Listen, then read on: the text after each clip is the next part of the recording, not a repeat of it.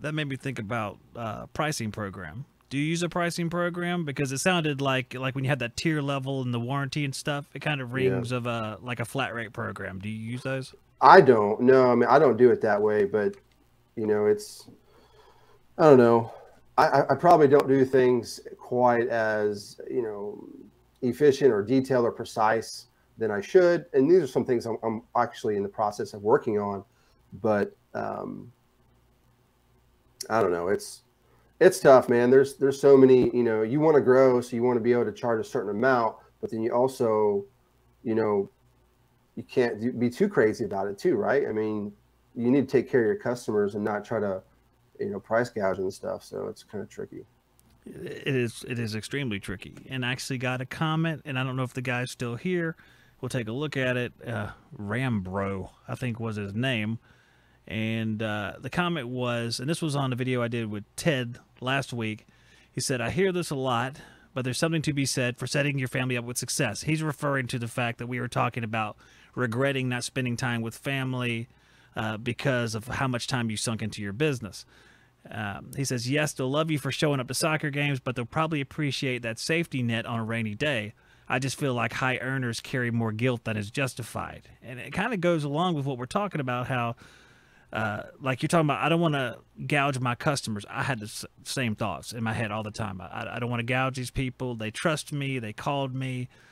But you almost put yourself in a position where you're undershooting your goal to make sure you sleep better at night instead of getting it where you should be. Now, is that a struggle you share, or have you found a way to get it to that spot it needs to be at? No, not me personally. I mean, I feel like if you treat people well and you do it every day, I mean, you're gonna get work in abundance. I mean, that's just the way I view things. Obviously, I'm not saying go out there and make $40 off of a capacitor. You got to make money. You got to be able to pay the Mm-hmm. bills. But I mean, there's getting to a point where it's just being unrealistic, in my opinion. Um, Not every single job is just going to be a killing through the roof, profit job. So, um, but I don't know. It's all business plan, right? Everyone does it differently. There's Mm-hmm. so many ways to view it and to think about it, and ultimately, do what works best for you. You know what I mean? That's really what it's all about. I want to feel comfortable that I'm doing what I think is right. So I don't really care what the next person is doing. That's probably the best way to be. I mean, just objectively looking at where you're at and coming up with a solution based on where you're at personally. That being said, have you have you pursued any training in this specifically in business?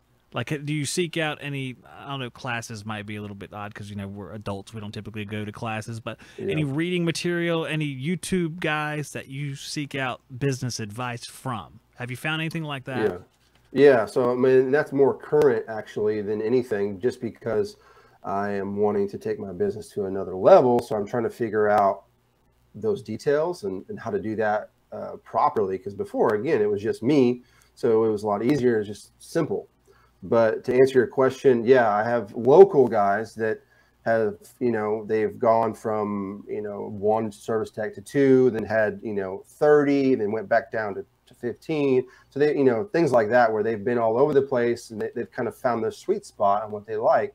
And yeah, I go and I have coffee meetings with them and I talk to them and I pick their brain, see what worked for them, what didn't work for them. And I kind of just, obviously I'm not nowhere near done. You never are really, right? But what I try to do is I get all that information and I try to tailor it to what I think is going to work for me. So I actually had one this morning. So I'm going to be making some changes myself. Oh man, I gotta ask. What are you gonna change? All the other people want to So change stuff too. yeah, so I guess to in a nutshell, I've never been a big fan of like maintenance contracts and doing maintenances. I guess because it was just me, and I don't want Yeah. to do maintenances. I don't have time for it. So, and I'm trying to figure out a way to do it that makes sense for the customer, but it also makes sense for me.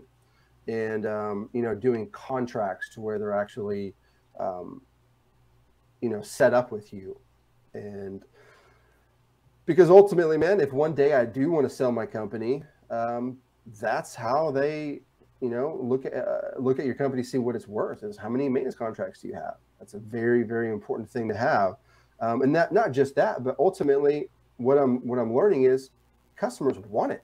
I mean, they want those maintenance contracts because ultimately that's security for their equipment. They want to feel like it's being taken care of, and they're going to get, more longevity out of it, all of that, just like anything else, right? People buy things and they want to take care of them. So I've never really provided that service very well. And that's one thing I want to change.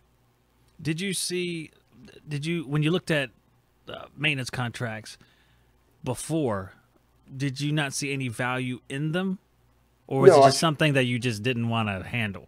Correct. I did not think I could handle a bunch of maintenance calls, just being by myself. So now that I know that I want to take it to the next level and get some guys, so I'm like, well, that's probably one of the first things I'm going to start doing is start getting those maintenance contracts and getting everything set up. But, and one thing that I learned from talking to this guy is that I always had this idea that maintenances need to be done in the spring or in the fall. And that was it. And I'm like, well, how do you, if you're a smaller company, how do you fit all of those maintenances in there and then service calls and installs and all that? He's like, no. He's like, you can do them throughout the year, right? You can plan out and decide, okay, well, this month we have, 30 tune-ups to do, and you fit them into your schedule throughout that month. And then basically the way that we were talking about doing it is you are actually charging the customer monthly for that service. So for an easy example, let's say they got one unit, it's $120 a year.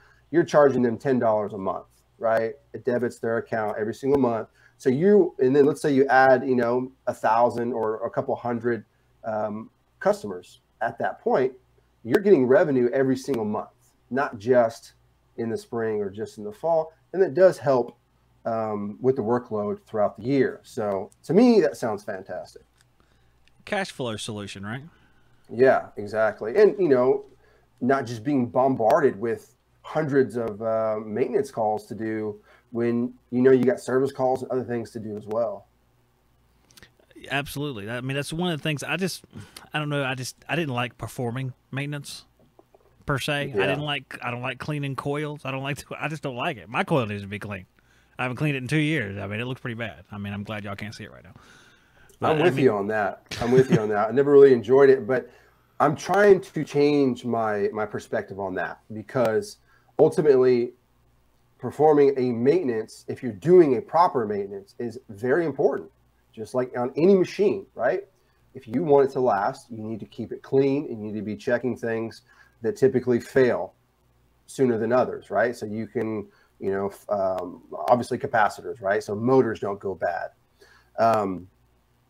But if you can change your perspective on what type of service that you're providing to the customer, are you just going in there and lifting the lid, checking this, putting your hand over the fan? Yep, everything looks good, and you're leaving.